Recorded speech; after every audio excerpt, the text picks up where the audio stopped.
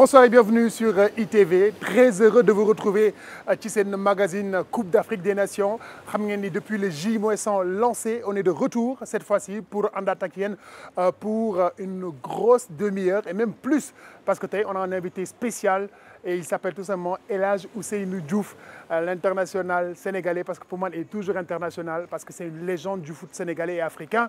On va bien sûr revenir largement ci carrière am waaye itam au sommaire de cette émission on va revoir l'installation du président Abdoulaye Fall installé ce jeudi par la ministre des Sports Khady Diène Gaye donc mi ngi noonu yaakaar naa léegi mat na ndax ministre bi installé na ko officiellement. Daañu ñëw également sur Pape Thiaw et l'équipe nationale du Sénégal. Y a-t-il une patte Pape Thiaw? El Hadj Diouf va nous dire également ce qu'il en pense.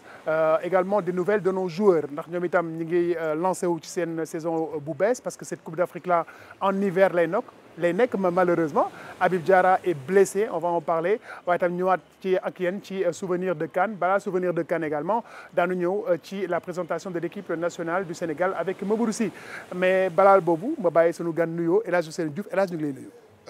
Bonjour Bouba, ça va, j'espère que yaa ngi si jàmm. maa ngi nuyu sunu mbokk internet yi ñuy seetaan. C'est toujours un plaisir ñëw fii fekk si leen. surtout war a jànkuwanteeg Sénégalais yi. Les amoureux du football et ñi bëgg a xam actualité. te muy dëgg rek si réew mi. di wax rek ni c'est un plaisir d'être ici.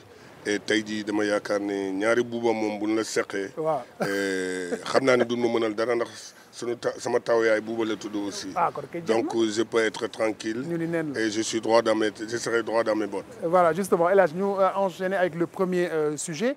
C'est l'installation du président Abdoulaye Fall installé nañ ko démb avec la ministre des Sports Khady Diène Gaye.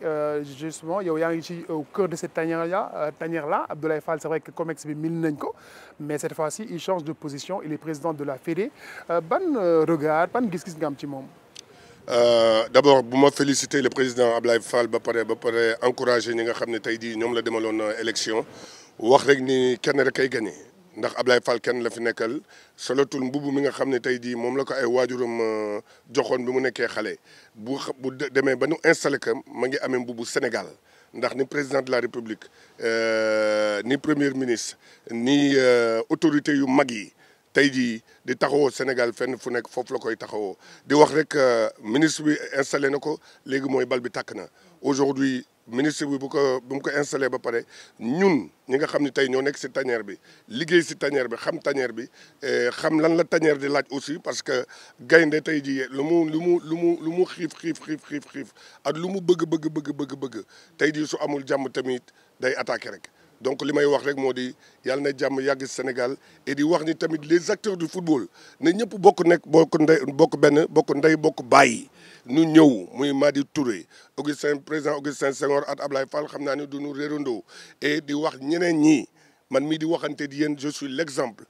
Augustin la soutenir woon mais tey jii Ablaye Fall moo gagné Sénégal moom moo gagné Ablaye Fall Sénégal la ko fi teg képp ku nga xam ne tey jii am nga ay compétences viens nous rejoindre ñu liggéey ndax Ablaye Fall mënoon na ñëw ni El Hadj Diouf ànduloon noonu wala diw ànduloon man et gis naa ko sax si biir keroog bi ñuy dem Congo am na ñoo xam ne tey jii dañ leen woowaat dugalaat leen.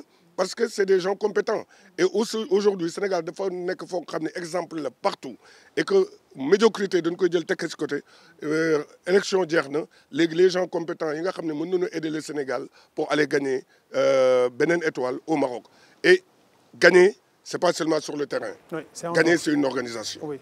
Donc l'organisation. C'est important ñoo ngi naan ñëpp ñu ñëw. dinañ ci ñëw voilà donc ça c'était la page installation du président Abdoulaye Fall yaakaar naa ni gaynde gi wax na El Hadj Ousseynou Diouf li mu wax ci président Abdoulaye Fall c'est important c'est le Sénégal qui est important au-delà de ñun suñu ay personnes. Justement El Hadj ñu. pour rek dellu si li nga doon wax. waaw Abdoulaye Fall. pour ñi ko xamul toog nga fenn ñuy werante mais Abdoulaye Fall man leen kooku dafay yàgg ci football. yàgg na fi man mii di waxante yow ànd naan moom ñu dem réunion Ligue de Diourbel. ñu dem Bambey. ma dugg ci këram xam naa ay waajuram xam naa soxnaam xam naa ay doomam sama xarit la bien avant.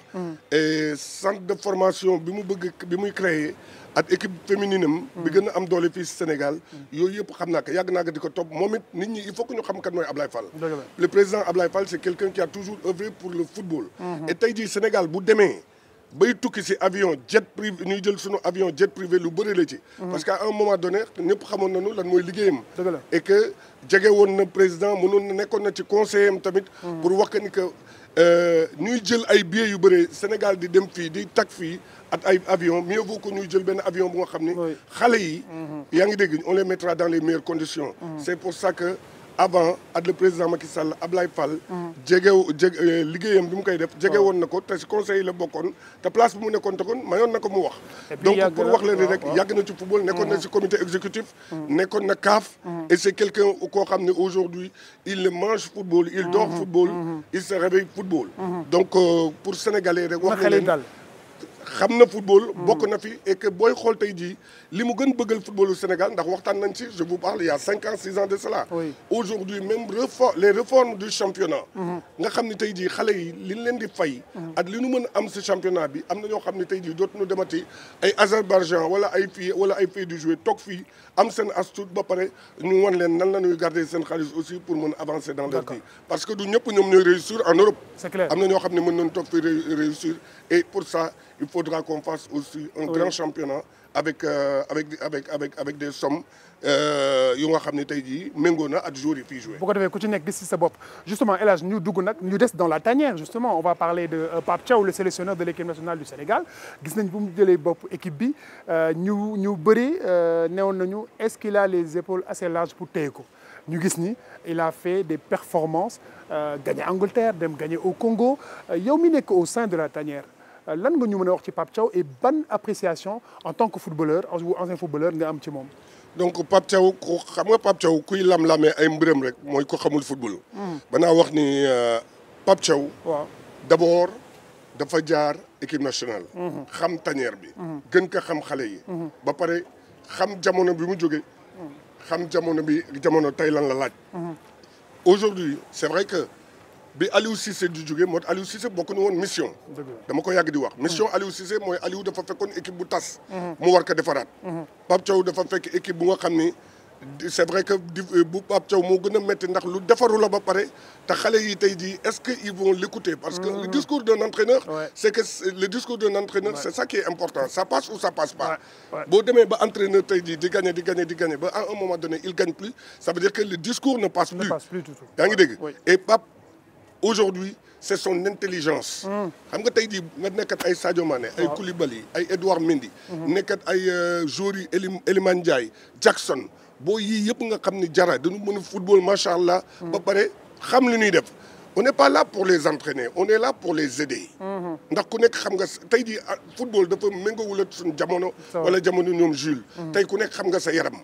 am na joueurs yoo xam ne sax mën nañ leen bàyyi. 2 jours de repos après ñu dellu si waat te bu ñu dellu see xam nañ lan lañ soxla. justement mais El Hadj foofu dama ci bëgg am lu ma ci ñambaas. un sous-thème Sadio Mané. Il y a beaucoup de polémiques on sait que football tey après 30 ans peut-être li nga doon mën bi nga am à tes débuts physiquement dootoo ko. loolu dama la bàyyi sax nga continuer xam nga lu tax. loolu c'est un problème sénégalais. ah oui. on a un problème sénégalais. mooy lan du sax africain de sénégalais. parce que nit ku nekk fu mu yàgg rek tu déranges. yàgg fii moo fi problème la longévité. te ñoom ñëpp ko ci laaj nag mën la dem bëgg dund ay 90 ans 99 ans di ñaan yàlla bàyyi ko fi. donc c'est important là xam nga li ñu naan compétence dafa am. Cristiano Ronaldo mu ngi joué ba léegi te moom ak Sadio Mané foofu. man joué naa ak moom. bien sûr. joué naa ak moom. waaw joué naa ak Ronaldinho. joué naa ak ñu bëri tey ba tey mu ngi joué. d'accord kon mën nañu wax ni seen maam la. donc ba léegi ñoo ngi koy bàyyi muy joué. gestion bi nag ba pare ma ngi réglé. non ba pare ma ngi réglé seen problème mu dëkk si biir terrain bi. et que importance bi Sadio Mané am. dans un terrain aujourd'hui Cristiano amu ko. waaw mais léegi El Hadj. la preuve ñoom ñooy joué. su Sadio deful dara mu dugal tey jii. wala keneen def dara Cristiano tey jii c'est que xam nga dafa am joueur yoo xam ni t'as besoin de ne serait-ce que sur le terrain. bah justement El Hadj on va rester sur le terrain El Hadj xam nga ni tey quelqu'un comme Sadio Mané wul ces joueurs créatifs là à un moment sur le plan peut-être physique am na loo xam ne dootoo ko mën a loolu gëmuma ko am na ay xale yoo xam ne tey jii moo xale yu nekk ci tanière bi ak xale yuy ñëw Sadio tey jii moo leen gën physique moo leen gën nangu liggéey te rendement bi moo mën a am ba tey jii nii rendement ba mu amoon moom la am ba léegi la preuve ku xam football xool notre première mi-temps contre le Congo si t'as pas Sadio Mané sur le terrain ne serait-ce que quand il leur dit calmez-vous ne serait-ce que ça c'est important tu l'auras pas tu vas pas revenir doo dellu si. Ne serait-ce que ça. Calmez-vous, il reste 75 minutes, on va y arriver. D'accord. boo amul loolu tey jii di nga dellu si. soo amul tey jii benn cadre comme Koulibaly di nga dellu si. Idrissa Gana Gueye. Mendy. doo dellu si. donc pour te dire que le football xam nga c'est une organisation ba pare ay xale yu miinante lañu. ba pare xoola mag ñi ñambaas leen ba pare boo leen gisee tey jii si tanière bi dafay mel na tey jii ñoo commencé ndoo football. Lamine Camara at Idrissa Gana Gueye comme ñoo bokk génération. Et c'est ça qui est important. Nous on ne gère pas une personne. On gère une équipe, on gère la tanière. Et je crois que le plus important aujourd'hui, c'est ce que Sadio aujourd'hui incarne au sein de la tanière et au Sénégal. On a besoin de Sadio et on aura besoin de Sadio. Et pour gagner cette Coupe d'Afrique-là, Sadio doit être là. El Hadj, footballeur international nga woon xam nga comment ça se passe dans la tête d'un footballeur bu ñu déggee yenn critiques yi en tout cas Sadio mu ngi koy dégg. Comment on fait pour s'en sortir? Parce que aussi, le foot, ce n'est pas seulement physique, c'est aussi mental. Mais simple, je suis quelqu'un qui est Sadio man la gën a proche. Si joueur yëpp mën naa wax ni si ni ko gën a proche laa bokk. Et je vais vous dire une chose. bu fekkoon loolu la Coupe d'Afrique bi duñ ko gagné de. yaa ngi fàttaliku tudde nañ ko fi tur bu nekk. Donc mentalam xam naa ni aujourd'hui amul dara lu ko mën a toucher. Et aujourd'hui amatul lu muy prouver tamit. xam nga ku xam ni dara mëntu la toucher. li nga waroon gagné yëpp gagné nga ko. ba pare sa mental kenn mënu ko toucher. ba pare li nga waroon def nga ko. donc kooku lan moo lay kii xam nga lan la ñu war a bàyyi ñun Sénégal. muy lan ou africain. tuer nos légendes. tuer nos héros. tuer nos légendes tuer nos héros man mi di waxanteeg yow. amul plaisir bu ma leen joxul. lan xam nga lan la ñuy yàkkamti. fekk la ci lu bon. te duñ la ci gis. c'est vrai c'est que il faut que sénégalais yi ñun ñu baax suñu biir. africains yi ñun ñu baaxante suñu biir. xoolal les français. si Dembélé a été un africain jamais il serait ballon d'or. à 99%. à 99%. donc nanu yéenante jàmm bëggante jàmm ba pare di jël suñu légende yi. di leen teg si kaw a kaw. yaa ngi dégg en Europe c'est ça leur fort. parce que ñoom leurs journalistes ne finit pas les joueurs. Mais ici on finit très vite nos joueurs. Regardez en Europe ils construisent même des joueurs dañuy defar joueurs. Parfaitement. am na ay joueurs yoo xam ne mën naa la wax seen tur tey jii. la preuve yàgguñu fi. mais dañ leen defar fabriquer leen. yóbbu leen. ba tey jii moo tax ñu am tur. ba tey jii seen tour sax la ñuy dundee bàyyi noonu football et en Afrique c'est comme ça que ça doit se passer. suñuy légende en tout la médiocrité dañ koy teg de côté suñuy légende en tout que ce soit en politique j'ai bien dit. légende en politique. mooy koo xam ne tey jii il est légitime crédible. si lépp. do kenn war ko wax lu bon. si suñu waykat bi gën a mag. kenn war ko wax lu bon kenn war ko fekk si lu bon. suñu fecckat bi gën a mag ainsi de suite en fépp nag footballeur basketteur. ku nekk loolu moom mooy loolu la ñu naan wax loolu la ñuy wax ressources humaines. D'accord. yaa ngi dégg. ñu téye leen xoolal tey jii en France bu fekkoon tey jii Kylian Mbappé. man suba ku wax dara Jules Bocandé. joueur bu wax dara Jules Bocandé. su loo xam ne waru ko wax suba je serai le premier à te combattre ba pare wax ni waratul ñëw dans la tanière. Noël Le Grec bi mu waxee dara si Zidane nan la Mbappé def lu tax ñu viré ko noonu la war a demee. c'est que il faut qu'on se respecte. il faut qu'on se fasse respecter. oui justement El Hadj ba tey di fàttali mbokk yi ni yéen a ngi seen deuxième numéro Marhaban ci ITV on va rester rapidement sur les légendes parce que El Hadj tu as fait Liverpool xam nga ni en Europe on a cette tradition là de célébrer seen ay légendes am nañ ko tu as vu à Anfield ñàkkul match bu nekk.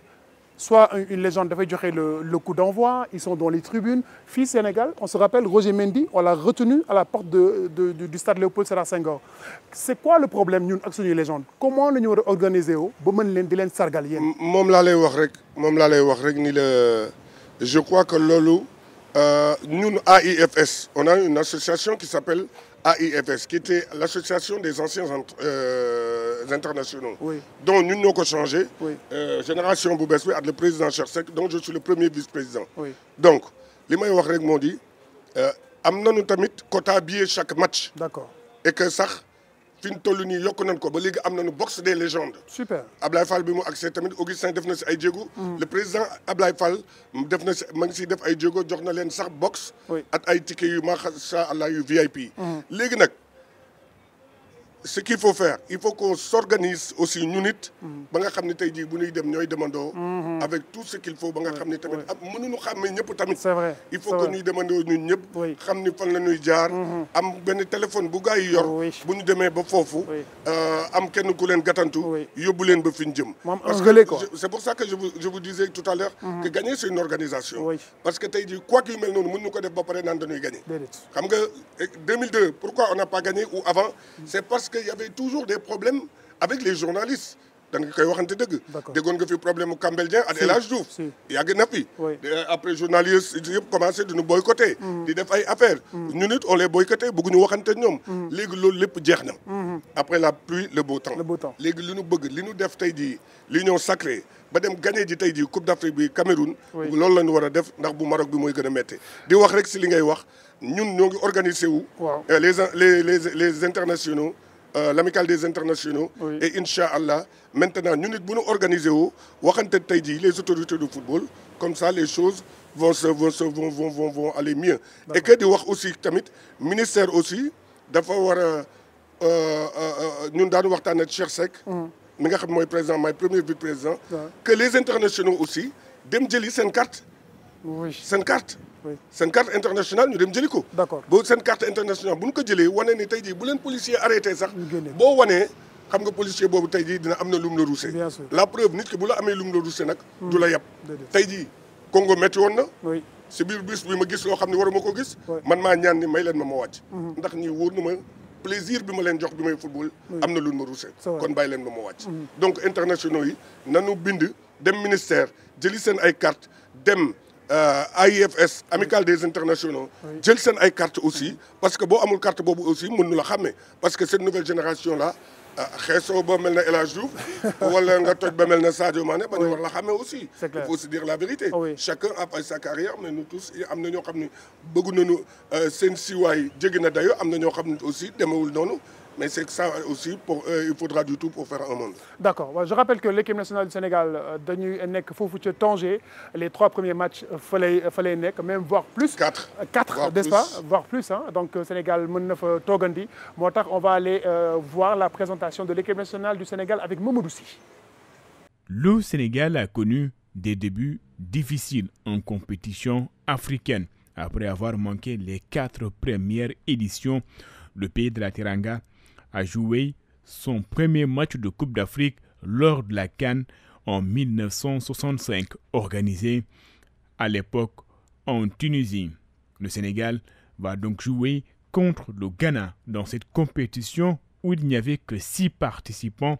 Les Lions de la Teranga ont fini à la 4e place avec une première participation plus ou moins réussie. Le Sénégal va d'ailleurs enchaîner une deuxième participation, mais le bonheur sera de courte durée car les Lions seront éliminés dès le premier tour. Cette désillusion d'Asmara 68 sera le début d'une longue traversée du désert après 10 longues années sans prendre part à un match de phase de groupe de Coupe d'Afrique. Le Sénégal fera son grand retour lors de la CAN en 1986.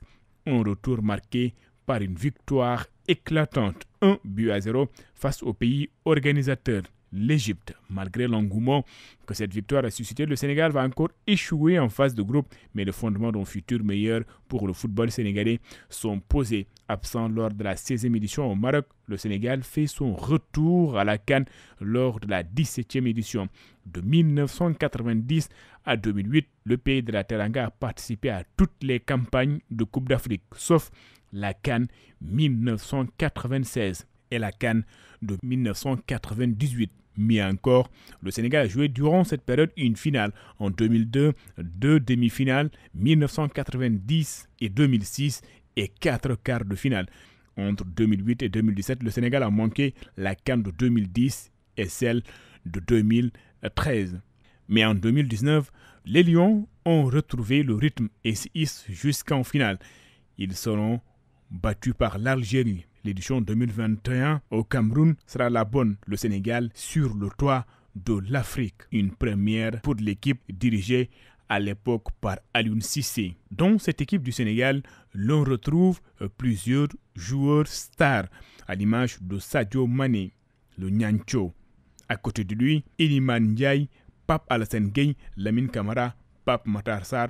Le Sénégal va venir dans cette 35e édition de la CAN avec un statut de favori. L'équipe de Pape Bouna Mathiaw n'aura donc qu'une seule mission, récupérer le trophée perdu en Côte d'Ivoire. Voilà mi ngi noonu merci beaucoup Mamadou Sy ci présentation bi on va revenir je rappelle que ni tey sunu gan mooy El Hadj Ousseynou Diouf yaakaar naa ni sénégalais yu ne africain bu ne yàgg na ko bégal ni mu ko waxee on va rester dans cette Coupe d'Afrique des Nations mais également avec cette nouvelle pousse cette nouvelle génération de footballeurs sénégalais yoo xam ne ñu ngi jox beaucoup de plaisir ce mix qu'il y a entre les anciens et les nouveaux dans la tanière yaa ngi koy dund ak ñoom mais on sait que saison bi fu mu démarré avec quelques blessures yi ñu commencé dégg on va prendre le cas Habib Diarra certains parlent de 2 mois jusqu'au mois de décembre attention ñu ngi koy ñaanal on espère qu'il va revenir Habib Diarra c'est un pur talent El Hadj. D'abord dama lay sant yow parce que da nga wax loo xam ne da nga war a da nga leeral Sénégalais yi déjà depuis que yaa ngi may woo ba léegi da nga naan El Hadj Diouf international un international c'est comme un général. Oui. Quand tu es international, tu es international à vie. Oui. Dans d'autres pays, c'est comme ça. Loolu tax man le Sénégal, il faut que ñuy jël jikko yu baax yi. Ancien international amul. C'est pour ça que man bi ma dellusee ñu waxtaan ak ñoom président Cheikh Seck. L'amicale des anciens internationaux man si ni ko changé def ko AIFS. man ci laa bokk. yaa ngi dégg. Donc un international merci beaucoup restera toujours un international. Donc di wax rek si question bi nga ma laaj blessure Habib Diarra c'est vrai que. ñun ñëpp ça nous touche parce que comme li may wax rek après suñu match de Congo li ñu waxoon xale yi. dellu leen seen club yi xarañ leen def leen lépp pour jouer. être compétitif pour ngeen di mën di dellu si équipe nationale. et Habib Diarra tey jii sorewul nekk cadre dans l'équipe. sorewul nekk cadre dans l'équipe parce que li mu wane la. et bu mu ñëwee ba léegi aussi macha allah wanewul yafuus donc rek di waxee ne blessure am métti nañu ñun ñëpp. yéen a koy topp mais nag. dama lay wax dara am nañu joueurs yu nga xam ne tey jii le malheur des uns peut être le bonheur des autres. Ça équipe bu mag rek ko mën. et Sénégal tey jii wax naa ko. Sénégal dootul équipe bu mag. Sénégal c'est une institution. tey jii mën nañu defar 3 ou voire 4 équipes nationales tey jii ñu dem compétir. donc pour vous dire ne li dal Habib. ñoo ngi koy naqarlu. mais yàlla dogalam aussi. et que footballeur aussi mënul épargner wu si affaire yu mel nii. bien sûr di wax rek ni nanu fàttaliku Ismaïla Sarr. waaw xam nga parce que yaakaar tam day am. nanu fàttaliku Ismaïla Sarr dañ ko yóbbu woon Coupe d'Afrique. gars yi naan daan ko yóbbu duñ ko yóbbu club am bañ jàppal bàyyil fédération bi am fulla ni day dem. yaa ngi dégg. baax bi fédération bi amee fulla ni day dem. ñu yóbbu ko. et pourtant ñëpp a ngi doon wax ko blessé duñ ko yóbbu jàppal bàyyil et ñu def ko yóbbu ko bu ñu ko yóbboo lan def Ismaïla commencé wul mais il a terminé fort la coupe d'Afrique. et jusqu'à ce que ñi gënoon am importance bi ñuy gagné Cameroun si la bokk. donc l'équipe montait en puissance et il est venu avec ses qualités. il nous a aidé à gagner la coupe donc Habib li ma koy wax rek moo di prépare-toi super bien. on compte sur toi et que on peut t'amener aussi. Et mets dans ta tête que tu vas aller à la Coupe d'Afrique, comme tous les autres joueurs de l'équipe qui sont censés appeler en équipe nationale.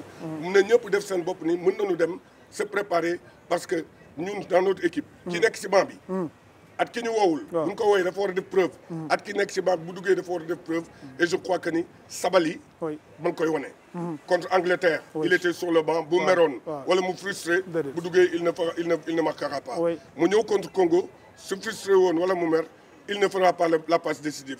Et que pour wax la encore tamit une fois de plus Sadio Mané dafa baax ci équipe bi biñ ko génnee bu fekkoon dafa wane mer wala lenn Sabali bu tuit bu amee bal day déstabiliser daf koy déstabiliser donc Sadio bi muy génn dégg nga jël na temps d'arrêt ne serait-ce que un tout petit waxat moom et que je crois que ça a galvanisé ce petit donc cette équipe là moi je crois cette institution là de l'équipe du Sénégal je crois que aujourd'hui at ku mën blessé aussi at ku mën nekk en méforme les autres seront là pour le supplier. Voilà El Hadj Diouf ku wax Coupe d'Afrique des Nations dañ ciy sóobu totalement wax préparation c'est pas seulement sur le terrain c'est en dehors dund nga ay Coupe d'Afrique yu bëri El Hadj naka la ñuy préparer une Coupe d'Afrique quand on est footballeur international mentalement d'abord comment on doit être prêt parce que ku xam Coupe d'Afrique xam ni ay galgal dina am arbitrage bi dinañ ciy wax yu bëri di nga ci jànkonteel il suffit pas d'être bon mais est-ce que préparation bi psychologique bi également footballeur bi naka la ko waajee naka la ko war a waajee. C'est la Coupe d'Afrique, c'est comme les grandes compétitions, c'est plus mental. D'accord. C'est plus mental. Quand tu prépares une Coupe d'Afrique, tu te dis qu'on vit pendant 1 mois et quelques ensemble. Préparation et di ngeen di dem. Et ay nit ñoo nga xam ne yàggu leen une semaine rek ngeen daan dëkk ngeen dem 1 mois c'est comme 6 mois. Oui. Donc c'est important que ñoom ñu préparer wu mentalement et se dire que une seule chose. Oui. Comme ni ñu ko defee woon Cameroun. Comme ni ñu ko defee woon Mali. Oui. bu ñuy dugg si di teg suñuy bagage si tanière yi. waaw dañ ni minimum final leen fiy jógee. D'accord. minimum final leen fiy jógee. donc c'est important dans et joueurs yi aussi xam tey jii lan mooy les objectifs. de ce pays. dëkk bi metti na. les gens nit ñaa ngi souffrir. Oui. dëkk bi metti na lool. et que aujourd'hui ñun football dañu bëgg jël plaisir bi ñu leen joxoon. joxaat leen ko ba nga xam ne du méttiwaay bi dina wàññeeku. C'est vrai. donc di wax ni tamit préparation joueurs yi que muy mental. physique. moral. technique. yooyu yëpp joueurs yi ñoom def pare nañ ko. léegi les autorités aussi je crois que ni am na ñu ma ci waxtaanal te maa ngi waxtaan ak autorité bi nga xam ni moo gën a mag tey jii des sports. bu amee tey jii football bi lépp lu joueurs yi soxla.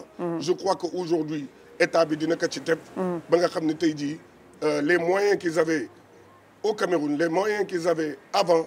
et les moyens qu'on a toujours eu. la preuve def nañ ko au Congo. ils ont mis tous les moyens qu'il fallait ñu dem wuti victoire. dellu si avec l'appel du président de la République qui a galvanisé les joueurs et je crois que ni tey jii joueurs yi pare nañu autorités yi pare nañu. maintenant lenn rek a des. waaw na nga ko wax tëddee. oui. le Sénégal a besoin des supporters pas des spectateurs. ah oui da ngay jàpp ni gars yi dañuy ñëw rek toog seetaan. Sénégal dañuy ñëw yeey si ngom seetaan buñ la ga buñ la dugal bu fekkoon tey jii Congo la fii. waaw ñu dugal ñu 2 buts. waaw dem nañ gars yi dem nañu bu yàgg. mais Sénégal Égypte gars yi ils l'ont fait hein. pendant 90 minutes Sénégal Égypte on n'a pas été mené. Tu me parles d'un seul match. D'accord. Avec l'équipe qu'on a avec l'institution qu'on a. Oui. On doit avoir des vrais supporters. ok et am ay COP am ay ultra am lépp. dañu war a am ay ultra. waaw am ay COP tout. am ay gens yu nga xam ne waaw. aussi je parle pas du 12e Gaïndé.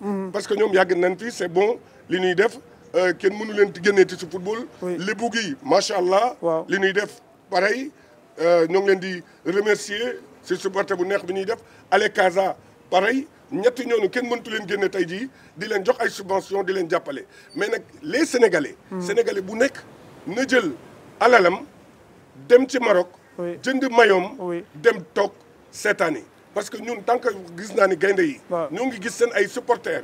gis ni ma ngi tàng. waaw. je crois que aujourd'hui li dal Congo li ñu dal contre Congo moo di la remontada le Sénégal n'avait jamais fait une remontada. Oui. amuñu woon sax jot bi. et que ils l'ont fait parce que c'était chaud et on veut maintenant ces jeunes là ils sont expérimentés ils sont capables de jouer et de gagner partout. El Hadj Ousseynou Diouf émission bi presque jeex na du ma doyal ci yow mais xam nga wàllu supporter moom dañ ci ñëwaat El Hadj tu as fait de grands clubs en Europe mais xam nga ni supporter culture la aussi.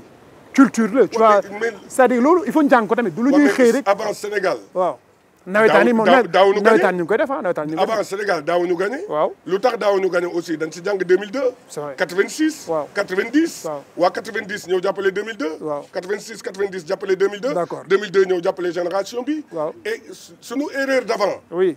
tey jii moom la ñu rattrapé wu. jàng ci pour jàng ci. waaw moo tax ñuy gagné. D'accord. donc pour dire que ni waruñu toog rek naan Sénégal du dëkku boo nekkee dëkku football. waaw am tey jii de très grands joueurs. oui.